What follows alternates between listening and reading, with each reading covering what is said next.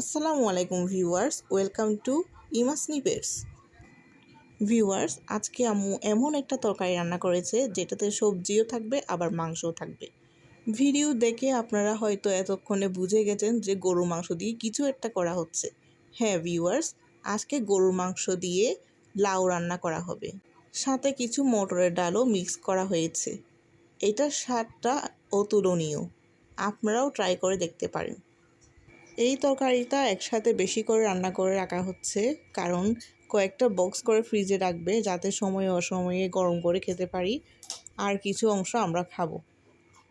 আর এদিকে আমি একটা নারকেল এভাবে গুঁড়িয়ে রাখছি, এগুলো ফ্রিজে রাখবো যাতে কোনো নাস্তা বানানোর সময় ইউজ করতে পারি।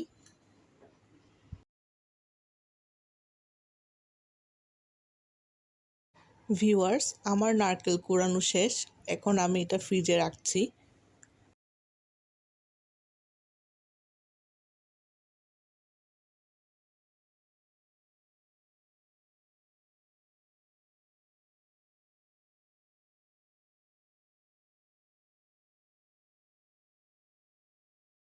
সো ভিউয়ার্স, আজকের ভিডিওটা এতটুকুই। আপনাদের যদি ভালো লেগে থাকে তাহলে please like, comment and share করে দিবেন। আল্লাহ হাফেজ।